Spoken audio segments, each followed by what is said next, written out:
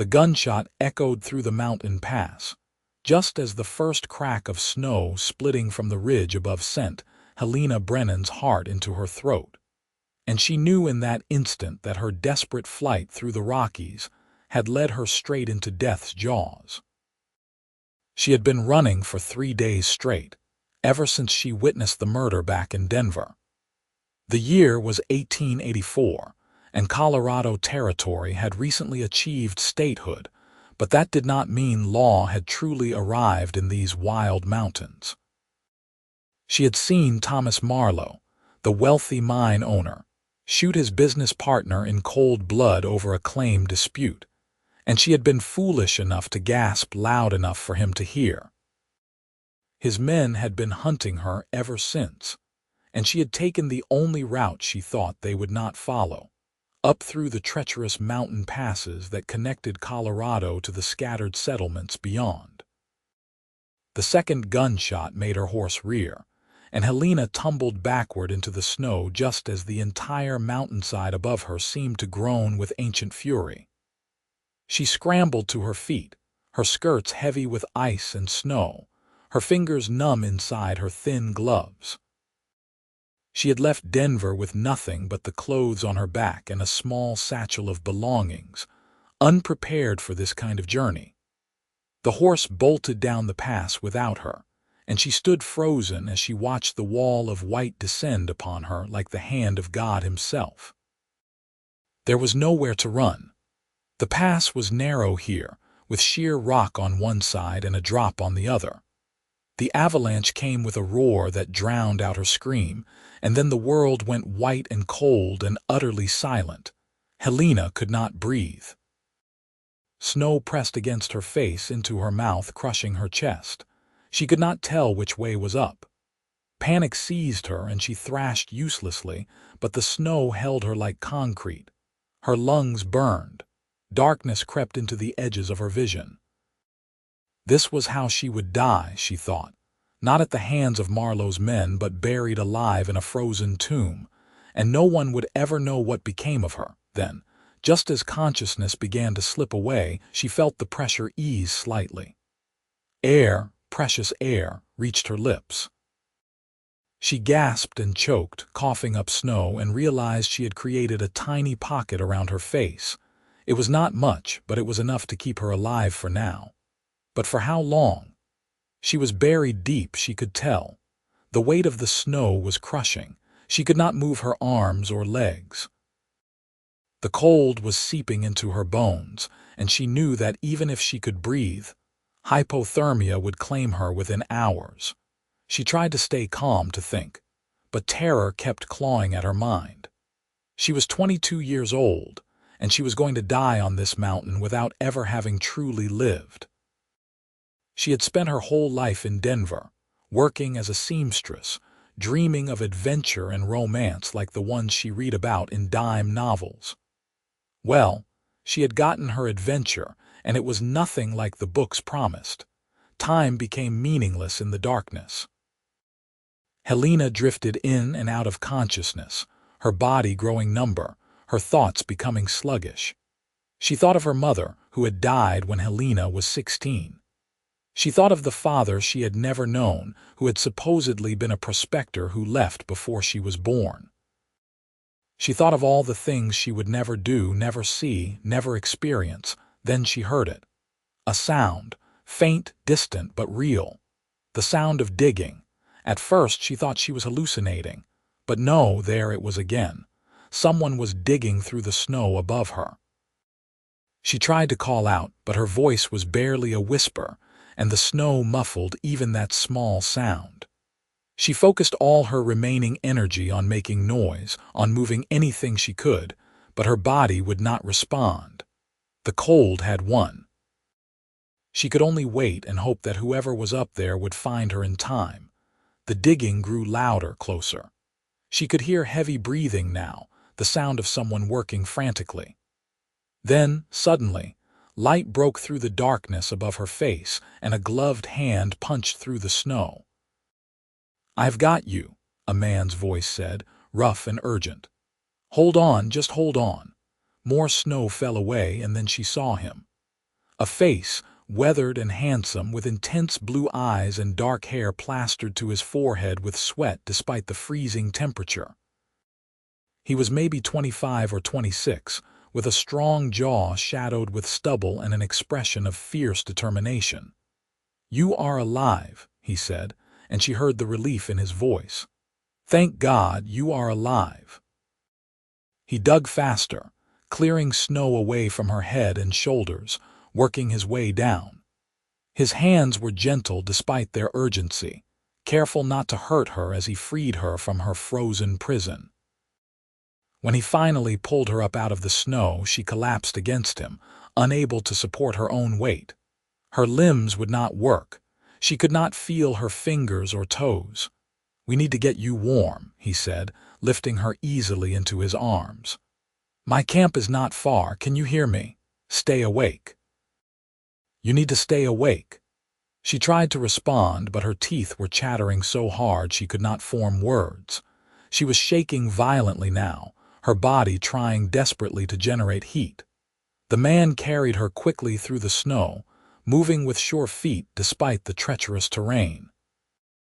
She caught glimpses of his horse, a sturdy bay gelding, and a small camp set up in a sheltered alcove in the rocks. He had a tent, she saw, and a fire burning. He carried her into the tent and laid her down on a bedroll, then immediately began removing her wet clothes. Under any other circumstances, Helena would have been mortified, would have protested, but she was beyond such concerns now. She needed warmth or she would die, and they both knew it. "I am sorry," he said as he worked, his voice tight. "I know this is not proper, but these clothes will kill you if we leave them on." He stripped her down to her undergarments, then wrapped her in every blanket he had, including what looked like a heavy buffalo hide. He built up the fire until it was roaring, then lay down beside her, pulling her against him, sharing his body heat. "My name is August Lancaster," he said, rubbing her arms and back vigorously, trying to stimulate circulation. "I am a scout, working for the railroad company. I was surveying this pass when I heard the avalanche. I saw you go under. What in God's name were you doing up here alone?" Helena's shaking began to ease slightly as warmth slowly returned to her body. The pain of feeling coming back to her extremities was excruciating, and she whimpered despite herself. "I know it hurts," August said softly. "That is a good sign. It means you are not too far gone. Just breathe. You are safe now." Safe. She had not felt safe in days. Tears leaked from her eyes, half from pain and half from relief, and she found she could not stop them. "Easy now," August murmured, holding her closer. "You are all right. I have got you." They stayed like that for hours, August holding her, keeping her warm, occasionally checking her fingers and toes for signs of frostbite. As the feeling returned to her body and the violent shaking subsided, exhaustion crashed over Helena like another avalanche, and she fell into a deep, dreamless sleep. When she woke, it was dark outside and the fire had burned down to embers. She was still wrapped in blankets, still warm, but August was no longer beside her. She sat up, panicked for a moment, but then she saw him sitting near the tent entrance, keeping watch. He had his rifle across his knees and was staring out into the night with the alertness of a man accustomed to danger. "You are awake," he said, turning to look at her. In the dim light of the embers, his face was all angles and shadows. "How do you feel?" "Alive," Helena said, and was surprised to hear her own voice, hoarse but functional. "Thanks to you. You were lucky," August said. "Another few minutes and I would not have found you in time." He paused, studying her face. "You want to tell me what you were doing up in this pass with winter coming on, dressed for a Sunday stroll instead of a mountain crossing?" Helena hesitated. Could she trust him? She had to trust someone. She could not survive out here alone, and Marlowe's men might still be hunting her. "I am running from some men," she said finally. I saw something I should not have seen back in Denver, and they want to make sure I cannot talk." August's expression grew grim. "What did you see?" "A murder," Helena said quietly. "Thomas Marlowe, the mine owner. He killed his business partner, shot him right in his office. I was there delivering some mending, and I saw it through the window. He heard me, and his men came after me. I have been running ever since." August was quiet for a long moment. "Thomas Marlowe," he said finally. "I know of him. Powerful man, ruthless. You are right to run." He looked at her with new respect, but this pass was a hell of a choice for an escape route. "I thought they would not follow me up here," Helena admitted. "I thought they would give up." "Men like Marlowe do not give up," August said. "Not when there is a witness to murder." He stood and came to sit beside her, adding more wood to the fire. "But they will have a hard time following you now. That avalanche covered your tracks completely, and if they did not see which way you went, they will assume you died." "Maybe I did die," Helena said with a weak laugh. "Maybe I am a ghost and just do not know it yet." "No ghost I ever heard of complained about being cold," August said, and there was the hint of a smile on his lips. It transformed his face, made him look younger, less severe. They sat in companionable silence for a while, and Helena found herself studying him. He was tall and lean, with the kind of build that came from hard physical work rather than soft city living. His hands were calloused and scarred, but they had been gentle with her. He wore typical cowboy attire, worn denim trousers, a heavy wool shirt, a leather vest, and sturdy boots. His hat sat beside him, and she noticed it was well worn but cared for. Everything about him spoke of a man who lived by his skills and his wits. "Where were you headed?"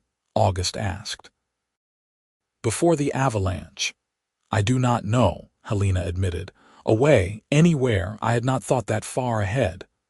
"Well, you cannot stay up in these mountains," August said. "Winter is coming fast. In another week these passes will be completely snowed in until spring." He considered for a moment. "I am headed to Arkansas when I finish this survey job. There is a town there, Benton. Small, quiet, far enough from Denver that Marlowe's reach should not extend that far. You could start fresh there." "Arkansas," Helena repeated. It sounded impossibly far away, which suited her just fine. "That is halfway across the country." "You were running anyway," August pointed out. "Might as well run somewhere with a purpose." "Why would you help me?" Helena asked. "You do not know me. This is not your problem." August looked at her for a long moment, his blue eyes serious. "Because I found you," he said simply. "That makes it my problem. I did not dig you out of that snow just to watch you walk into more trouble." He paused. "And because I know what it is like to be running from something. I have done my share of it." Helena wanted to ask what he had been running from, but something in his expression told her that was a story for another time. Instead, she said, "I have no money. I lost my horse. I have nothing to pay you with for helping me." "Did I ask for payment?" August said. "Get some more rest. Tomorrow we will see about getting you properly outfitted for travel. I have some spare clothes that might fit you with some adjustments. You can handle a needle, I assume, being a seamstress." "Yes," Helena said. "Good. Then we will figure it out." He moved back to his position by the tent entrance. "Sleep. You need it. I will keep watch." Helena lay back down, pulling the blankets around her. She should have felt afraid, alone in the wilderness with a strange man, but somehow she did not. August Lancaster had saved her life, and some instinct deep inside told her that he would not harm her. She felt safer with him than she had felt in days. Over the next 3 days, as Helena recovered her strength, she and August prepared for the journey. He finished his survey work, mapping the pass and making notes about the avalanche danger for the railroad company. Helena used his spare shirt and an old pair of his trousers to fashion herself more practical traveling clothes. The trousers scandalized her at first, but August was right that skirts would be a death trap on the mountain trails. As they worked, they talked. Helena learned that August was from Texas originally, that he had served as a scout for the army during the Indian Wars, though he seemed reluctant to speak of that time in any detail. He had been working for the railroad for 2 years now, surveying possible routes through difficult terrain. He had no family left, he told her. His parents had died of fever when he was young, and he had been raised by an uncle who trained horses. Helena told him about her life in Denver, about her mother's death, about the loneliness of working long hours in a dim shop, sewing fancy dresses for wealthy women who barely acknowledged her existence. She told him about her love of books, about how she had taught herself to read beyond the basics by borrowing books from the library. She told him about her dreams of seeing more of the world, though she had never imagined it would happen like this. "Life has a way of giving you what you ask for in ways you do not expect," August said as they sat by the fire on the third evening. "You wanted adventure. Well, here you are." "Some adventure," Helena said, but she was smiling. Despite everything, despite the fear and the cold and the near-death experience, she felt more alive than she had in years. Nearly dying on a mountain, wearing men's clothes, running from murderers. "It beats sewing dresses," August said. "It does," Helena admitted and realized she meant it. On the fourth day, they broke camp and began the journey down from the mountains. August led the way on his horse, with Helena riding behind him. They moved slowly, carefully, avoiding the areas where avalanche danger was highest. August proved to be an excellent guide, his knowledge of the terrain impeccable. He knew where to find shelter, where to find water, which paths were safe and which were deadly, as they traveled. Helena became increasingly aware of August as a man rather than simply as her rescuer. The way his body moved with the horse, fluid and natural. The sound of his voice as he pointed out landmarks and told her stories about the mountains. The way his hand would steady her when the trail grew particularly treacherous. She found herself studying the line of his jaw, the breadth of his shoulders, the way his eyes crinkled when he smiled. She told herself it was simply gratitude she was feeling. He had saved her life. It was natural to feel drawn to him. But as the days passed, and they moved further down from the high peaks, she began to suspect it was something more than gratitude. They were camped beside a mountain stream nearly 2 weeks into their journey when August finally asked the question she had been dreading. "When we get to Benton," he said, poking at the fire with a stick, "what will you do? You have no money, no prospects. It is a small town. There may not be much work for a seamstress."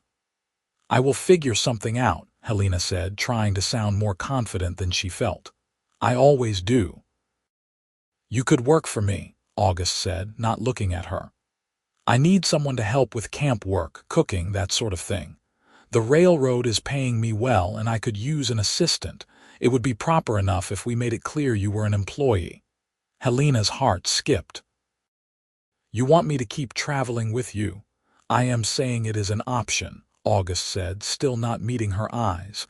"If you want it, no obligation." Helena was quiet for a moment, watching him.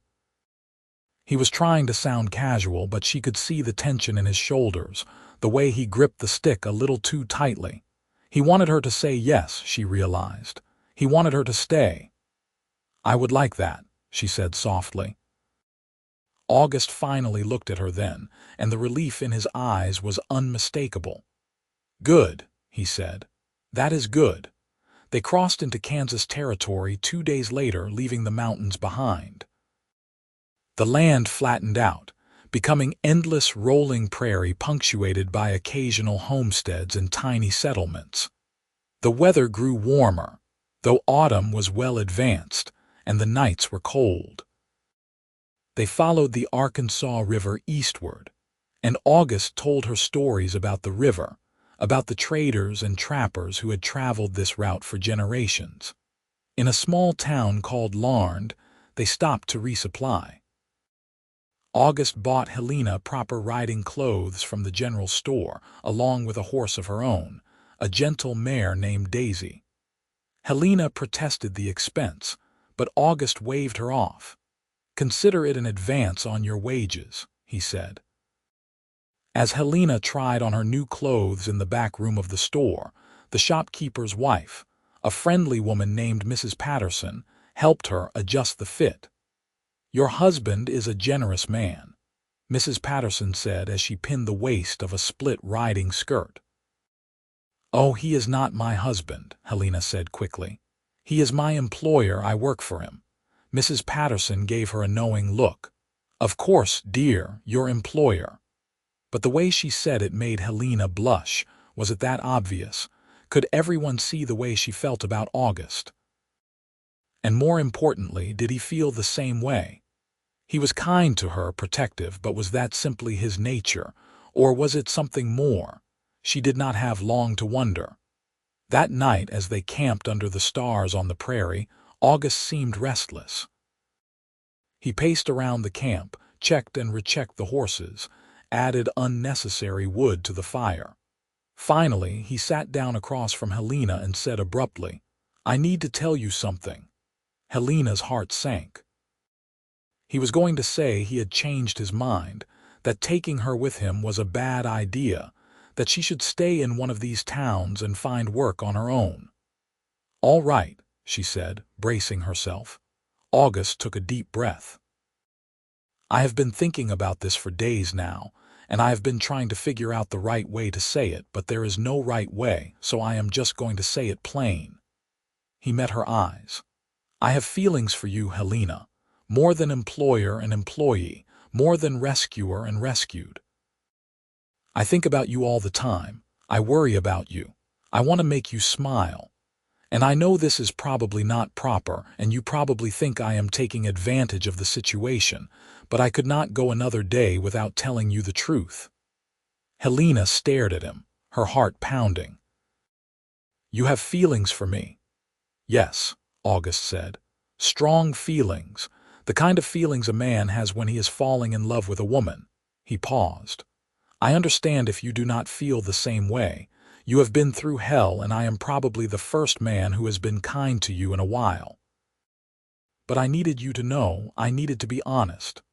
"August," Helena said, and her voice came out breathless, "I feel the same way." Now it was August's turn to stare. "You do?" "Yes," Helena said, laughing at the expression of shock on his face. "I have been trying not to feel this way, because I thought you were just being kind, just helping me because you felt obligated. But yes, I have feelings for you, strong feelings." August stood up, came around the fire and sat beside her. He reached out hesitantly and took her hand. "I am not just being kind," he said softly. "From the moment I pulled you out of that snow and saw your face, something in me just knew. I knew you were going to be important to me. I knew I could not let you go." "I thought I was going to die in that snow," Helena said. "And then your hand broke through, and it was like being reborn. You gave me a second chance at life, August. How could I not fall in love with you, Helena?" August breathed, and then he was kissing her. It was not her first kiss, but it was the first kiss that mattered. His lips were warm and gentle, and when she responded, kissing him back with all the feeling she had been holding inside, he pulled her closer, deepening the kiss. They broke apart, both breathing hard, and August rested his forehead against hers. "I did not plan this," he said. "I did not plan any of this." "Neither did I," Helena said, "but I am glad it happened, all of it, even the avalanche, because it led me to you." They held each other by the firelight, and for the first time since she had fled Denver, Helena felt truly at peace. She had lost everything, but she had gained something far more valuable. She had found love in the most unexpected place, with the most unexpected person. They reached Benton, Arkansas, in early November of 1884. It was a small town on the Saline River, a quiet community of farmers and shopkeepers, far removed from the mining camps and railroad towns of the West. It was exactly what Helena needed, a place where no one knew her, where she could start fresh. August rented them rooms at the boarding house, run by a widow named Mrs. Calloway, taking care to rent separate rooms to maintain propriety. But everyone in town could see they were courting, and by the end of the first week, August had made his intentions clear by calling on Helena formally and asking Mrs. Calloway's permission to court her on the premises. "It is about time," Mrs. Calloway said with a sniff. "I was beginning to wonder if you young people had any sense of decorum at all." August completed his work for the railroad company, submitting his survey reports and collecting his pay. Then he did something Helena had not expected. He quit.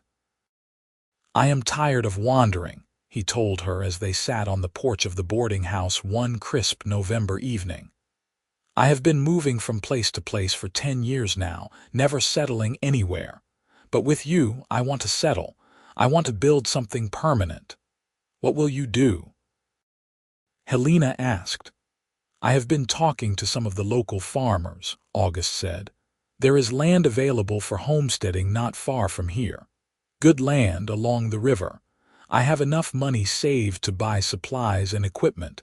I could start a horse ranch." "It is what my uncle taught me before I went into the army. I am good with horses." "A ranch," Helena said, trying to imagine it. "Our ranch," August said, taking her hand. "If you will have me, Helena Brennan, will you marry me?" Helena felt tears spring to her eyes. "Yes," she said. "Yes, August, I will marry you." They were married 3 weeks later in the small church in Benton, with Mrs. Calloway and half the town in attendance. Helena wore a simple blue dress that she had sewn herself from fabric August bought for her, and August wore his best suit, his hair slicked back and his boots polished. The preacher pronounced them husband and wife, and when August kissed her, the whole congregation broke into applause. They moved onto their land in December, living in a tent while August built their cabin. It was hard work, but Helena threw herself into it with a will. She cooked over an open fire, helped haul logs, and learned how to handle the horses August began acquiring. By spring, they had a snug little cabin, a barn and 6 horses, including Daisy and August's bay gelding, who they had named Buck. Life as a rancher's wife was nothing like Helena's life had been in Denver, and she loved every minute of it. She loved waking up beside August, loved working alongside him, loved the quiet evenings when they would sit on their porch and watch the sun set over their land. She loved the way he looked at her, like she was the most precious thing in the world.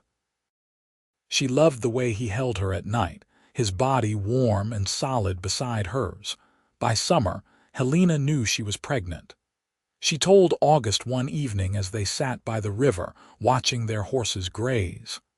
"I am going to have a baby," she said simply. August went very still. Then he turned to her, his eyes wide. "A baby? You are sure?" "I am sure," Helena said, laughing at his expression. August let out a whoop of joy and pulled her into his arms, spinning her around until she was dizzy and laughing. "A baby," he kept saying. "We are going to have a baby." Their son was born in February of 1886, during a fierce winter storm that reminded Helena of the blizzard in the mountains where she had nearly died.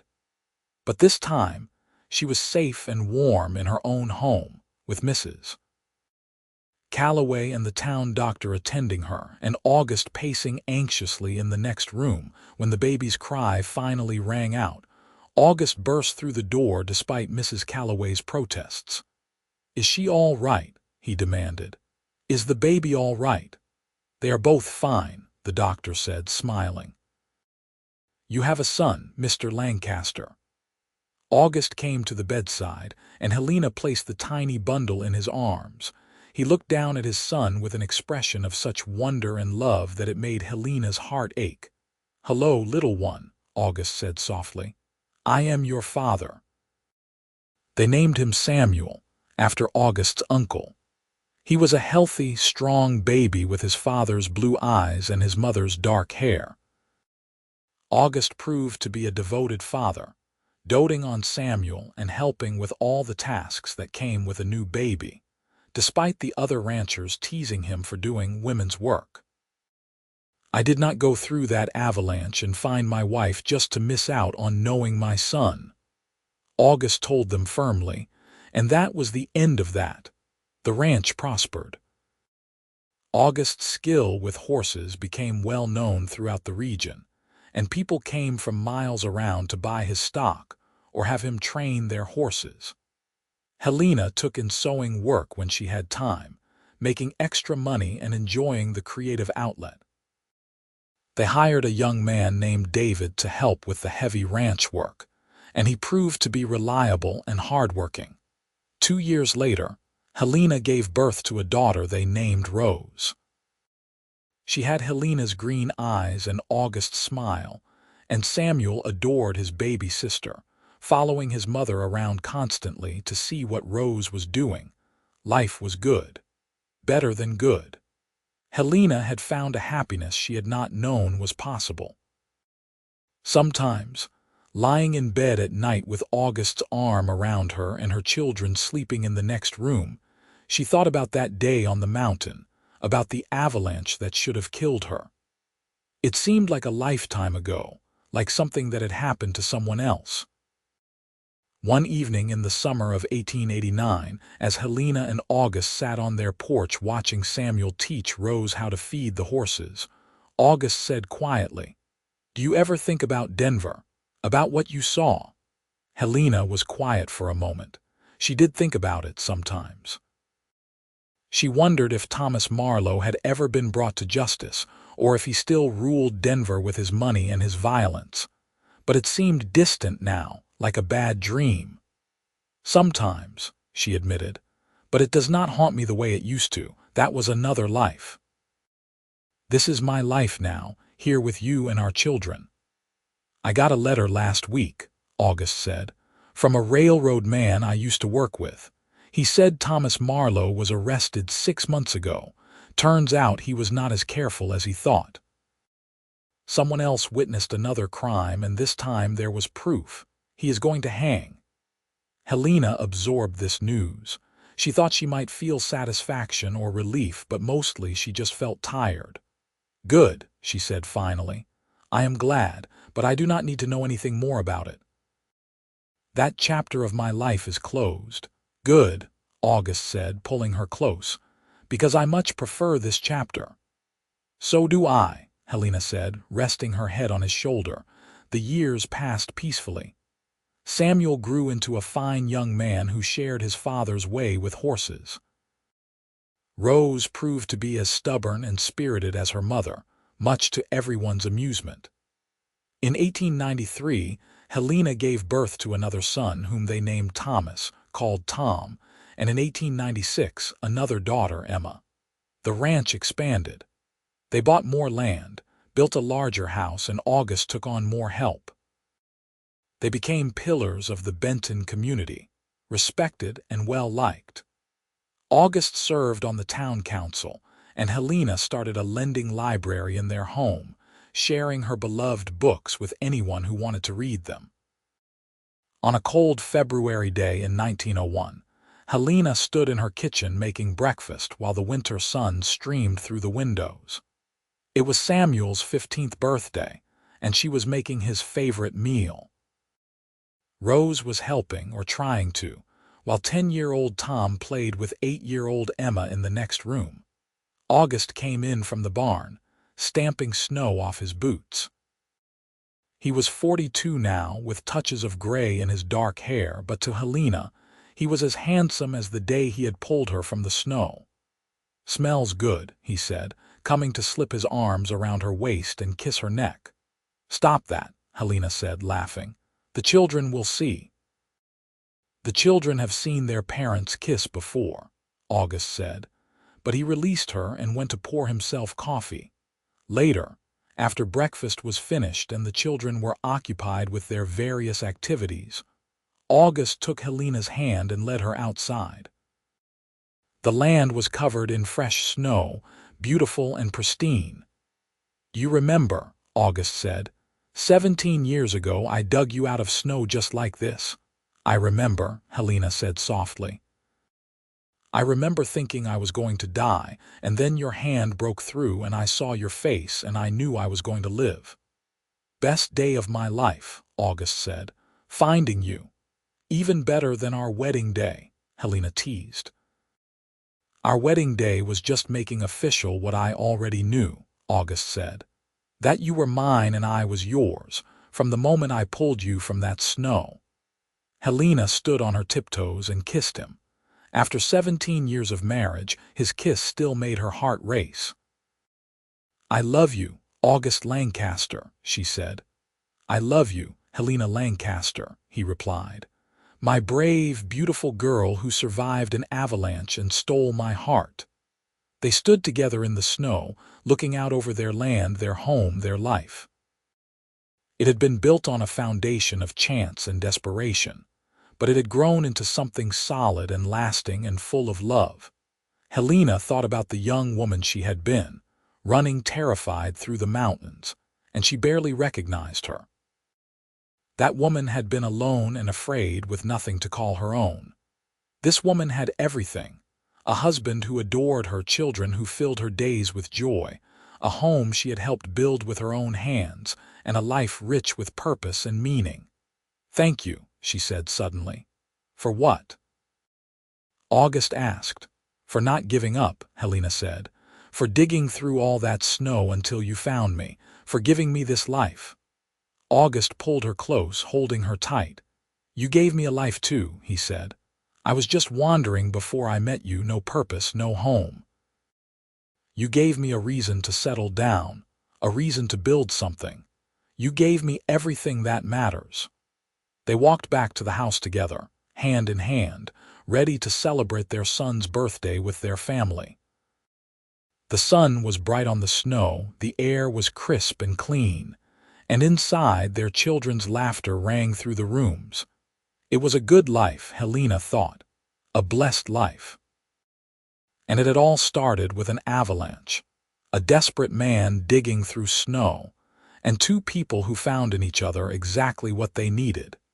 Years continued to unfold with the gentle rhythm of ranch life. Samuel married a local girl named Margaret in 1906, and they built a house on the far edge of the Lancaster property. He took over more and more of the ranch operations as August grew older, though August never fully retired. He was too in love with the horses, too tied to the land he had claimed and built upon. Rose proved to be the scholar of the family. She devoured every book in Helena's lending library and then some, and in 1908 she announced her intention to become a teacher. August and Helena supported her dream, proud of their daughter's determination and intelligence. She attended the Teachers' College in Little Rock and returned to Benton to teach at the schoolhouse, becoming beloved by her students. Tom took after his father in temperament, steady and hardworking, with a natural gift for training even the most difficult horses. Emma, the youngest, was the wild card, full of mischief and charm. She kept the whole family on their toes with her antics. In the spring of 1910, Helena and August celebrated their 25th wedding anniversary. The whole town turned out for the party Samuel and Rose organized, held in the big barn that had been decorated with ribbons and flowers. There was music and dancing, and August led Helena onto the makeshift dance floor for the first waltz. 25 years, Helena said as they swayed together. "Can you believe it?" "Best 25 years of my life," August said, "and I plan on at least 25 more." "At least," Helena agreed, smiling up at him. Looking around at the celebration, at their children and grandchildren, Samuel and Margaret's two little boys, at their friends and neighbors, at the life they had built together from nothing but determination and love. Helena felt a profound sense of gratitude. She had come so close to dying on that mountain, but instead, she had been given this incredible gift of a life well lived and deeply loved. As the party continued into the evening and the stars came out over the Arkansas sky, August pulled Helena outside for a moment of quiet. They walked to the fence line and looked out over their land, the fields and pastures they had cultivated and nurtured for a quarter-century. "You ever regret it?" August asked. "Running away from Denver, nearly dying on that mountain?" Helena considered the question seriously. "No," she said finally. "Not even the scary parts, because all of it, every moment of fear and desperation and struggle led me here, led me to you, and I would go through it all again if it meant ending up exactly where I am right now." August kissed her temple. "Me too," he said. "I would dig through that snow 1,000 times if it meant finding you each time." They stood together in the peaceful evening, two people who had found each other against all odds and built a legacy of love that would endure for generations. The young seamstress who had witnessed a murder and fled into the mountains was gone, transformed into a rancher's wife, a mother, a grandmother, a pillar of her community. And the wandering scout who had spent years moving from place to place with no roots had become a devoted husband and father, a successful rancher, a man who had finally found his home. In the end, the avalanche that should have killed Helena Brennan had instead given her life. It had swept away her old existence and buried it under tons of snow, and from that white death had emerged something new and precious.